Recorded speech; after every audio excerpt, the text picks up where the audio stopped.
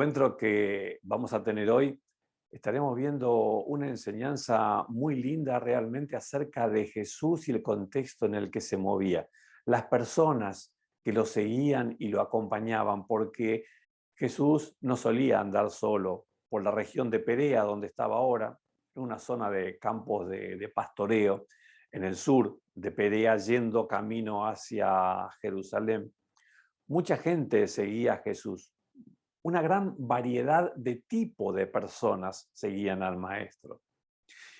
Inclusive personas que la sociedad consideraba indeseables estaban ahí siguiendo a Jesús también.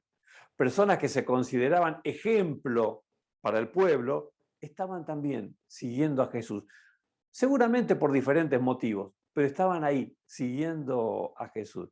Y la historia de hoy nos cuenta que había muchos recaudadores de impuestos.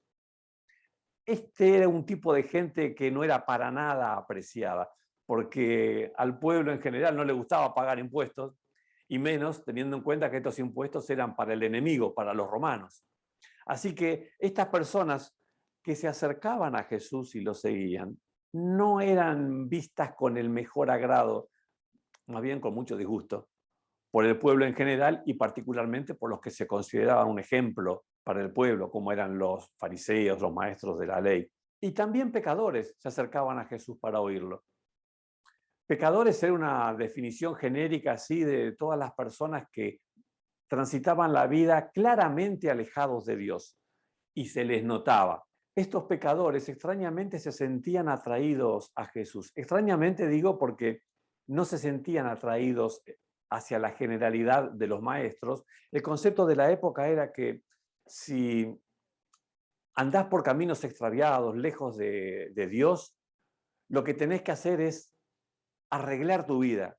Tenés que dejar de ser una mala persona, tenés que ser una buena persona, un buen ejemplo para los demás, y cuando te corregiste, dejaste de hacer las macanas que hacías antes y empezás a portarte bien como corresponde, ahora entonces sos digno de poder volver a la sinagoga, congregarte en la iglesia con los demás.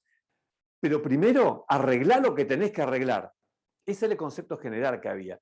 Por eso es que los pecadores se sentían rechazados por los fariseos y por los líderes religiosos. Y sin embargo, evidentemente no se sentían rechazados por Jesús. Se sentían aceptados por él. Eso nos habla mucho acerca de Jesús. Y saben que de entre las personas que lo estaban rodeando, además de estos dos grupos que mencionamos, dice el versículo 2, de modo que los fariseos y los maestros de la ley se pusieron a murmurar. Este hombre recibe a los pecadores y come con ellos. Y esto que están mencionando no es como una simple descripción de lo que estaba delante de sus ojos. Era claramente una crítica, una acusación que entre ellos hacían a Jesús.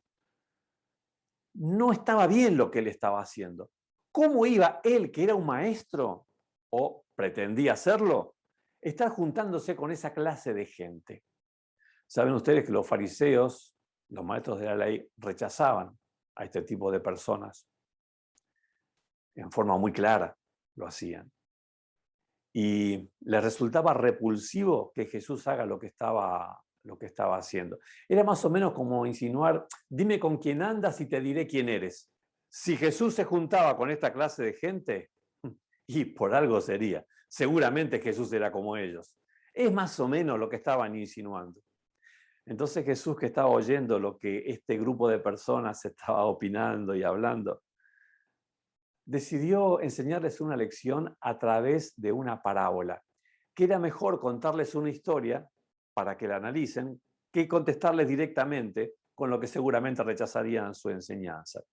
Entonces les contó una parábola. Supongamos que uno de ustedes tiene 100 ovejas y pierde una de ellas. ¿No dejará las 99 en el campo y va en busca de la oveja perdida para encontrarla? Bueno, Jesús encontró un ejemplo poco feliz para algunos de los que lo estaban rodeando por lo menos, porque saben que el empleo de pastor no era uno de los más codiciados o más deseados. Era un empleo para gente pobre, gente no muy calificada, gente que no había estudiado. Y seguramente un fariseo, un maestro de la ley, jamás pensaría en ese tipo de empleo para uno de sus hijos o familiares. Sin embargo, Jesús escogió a un simple pastor de ovejas como ejemplo. A este pastor evidentemente le importa cada una de sus ovejas y el tener 100 no implica que una no sea importante, sino que cada una de las 100 para él son fundamentales, son importantísimas. Y si una de ellas se pierde, deja a las 99 en un lugar tranquilo y va a buscar la que se extravió, la que se perdió. ¿Por qué? Bueno, ustedes saben que las ovejas son animalitos muy indefensos, muy simples, muy sencillos, muy vulnerables, que necesitan estar bajo la protección de alguien porque si no están cuidadas son presa de cualquier animal que pase por la zona y se la puede llevar sin ningún problema. Además, la oveja no tiene la capacidad de, al verse perdida, encontrar el camino para juntarse nuevamente con el redil y el resto de sus compañeras. Se pierde con mucha facilidad. Es un animal muy simple que necesita de una guía, necesita de un pastor. ¿Qué le pasa a una oveja cuando está perdida? Bueno, trata de encontrar el camino, pero no lo va a encontrar. Se angustia, se preocupa, se asusta, y el pastor, a quien le importa mucho lo que le está ocurriendo o que imagina que le está ocurriendo a la oveja que se le perdió, de inmediato procede a buscarla, porque, ¿sabes? El pastor sabe que si él no va a buscarla, ella no va a encontrar el camino para regresar al redil. Y para él, ella es muy importante. Por eso va, se esfuerza en buscarla y cuando la encuentra, me gusta mucho lo que ocurre cuando la encuentra. ¿Notaste que dice que lleno de alegría la carga en los hombros y vuelve a la casa? Al llegar, reúne a sus amigos y vecinos y le dice: alégrense conmigo, ya encontré la oveja que se había perdido. Notaron que no trata de retarla para corregirla, no.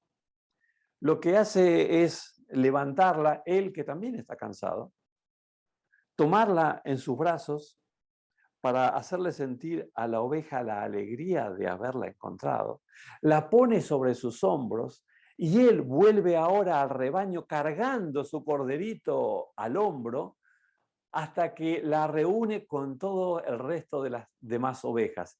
Y entonces él se siente tremendamente feliz, tanto que no se lo puede guardar para él, sino que llama a sus amigos, demás pastores, vecinos, y comparte con ellos la alegría y hace una fiesta porque encontró a su oveja que se había perdido.